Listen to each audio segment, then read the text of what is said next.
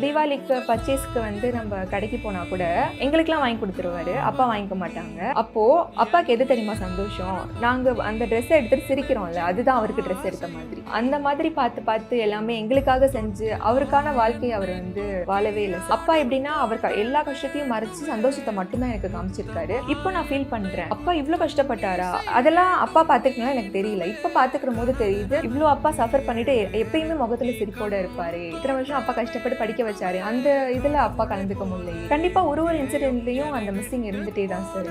இதுதான் ரியாலிட்டி. அப்பா வந்து கடவுளா இருந்து வழி நடத்திட்டு இருக்காரு, அதையும் நான் ஃபீல் பண்றேன். அதனால என்னால் இப்போ ஓட்டிட்டு இருக்க முடியும். நிறைய பேர் வந்து பாசம் வச்சிடுறாங்க. இப்போ எல்லா அப்பாவும் குழந்தைய பாசம் வைக்கிறது நேச்சுரல் தான், ஆனா அளவுக்கு அதிகமா பாசம் வச்சா அது டக்குன்னு ஒரு நாள் அவங்க நம்ம விட்டு போயிட்டாங்கன்னா அது அந்த குழந்தைங்களுக்கு ஏற்றுக்கிறது ரொம்ப சிரமமாக இருக்கும் சார். அதனால குழந்தைங்களுக்கு வந்து இருக்கிறப்போவே எல்லாமே கற்றுக் கொடுங்க. எல்லா அப்பாவுக்கும் நான் என்ன சொல்லுவேன்னா, செல்லமாக குழந்தைய வளங்க, அதே நேரம் அந்த குழந்தைக்கு எல்லாமே கற்றுக் கொடுங்க, செயல்படுறதுக்கான கஷ்டத்தையும் கற்றுக் கொடுங்க. ஃபர்ஸ்ட் வந்து எப்படி நம்ம ஃபேஸ் பண்ண போகிறோம், எல்லாத்தையும் எப்படி கற்றுக்க போகிறோம், வீட்டை எப்படி பார்க்க போகிறோம், எப்படி ஏன் படிப்பையும் நான் கண்டினியூ பண்ணணும். அந்த இடத்துல வந்து நான் பார்ட் டைமாகவும் ஒர்க் பண்ணேன் அப்போது. அப்புறம் காலேஜ் போயிடுவேன், ரெண்டுத்தையும் நான் ஒன்றா பார்த்தேன். அப்போ வந்து கொஞ்சம் சிரமமாக தான் சார் இருந்தது. ப்ரைவேட் டீச்சர்ஸ்லாம் வந்து நிறைய பேர் கமெண்ட் பண்ணியிருந்தாங்க, 3000 தாம்மா வாங்குறேன், இல்லைம்மா எனக்கு 5000, நான் டபுள் டிகிரி முடிச்சிருக்கேன்ம்மா, எம்எட் முடிச்சிருக்கேன், 9500 தான் வாங்குறேன், அந்த மாதிரிலாம் நான் பார்த்தேன். அப்போ வந்து இன்னும் கொஞ்சம் டீச்சர்ஸ்க்கு, ப்ரைவேட் டீச்சர்ஸ்க்கு ஒரு 3000லேருந்து 5000 இல்லை ஒரு மேனேஜ்மெண்ட்டால் முடிஞ்ச ஒரு தொகையை வந்து அவங்களுக்கு அதிகப்படுத்தி கொடுத்தாங்கன்னா எல்லாருக்குமே ரொம்ப பயனாக இருக்கும் சார். எனக்கு என்னென்னா அசிஸ்டன்ட் ப்ரொஃபஸர் ஆகணும்.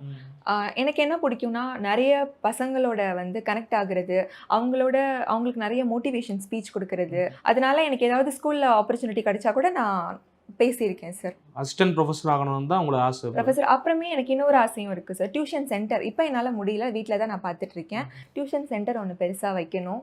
அதில் என்னென்னா சிங்கிள் பேரண்ட் அப்படி இல்லைன்னா அப்பா அம்மா இல்லாத குழந்தைங்களுக்கு ஃப்ரீயாக எஜுகேஷன் நான் என்னால் முடிஞ்சதை நான் சொல்லிக் கொடுக்கணும். அம்மா அப்போ அடிக்கடி சொல்லுவாங்க, யோசிக்காதடா, நடக்கிறது நடக்கும், நீ பாட்டுக்கு ஓடிட்டே இரு, உன்னால் முடிஞ்சதை பண்ணு அப்படின்னு தான் அம்மா சொல்லுவாங்க.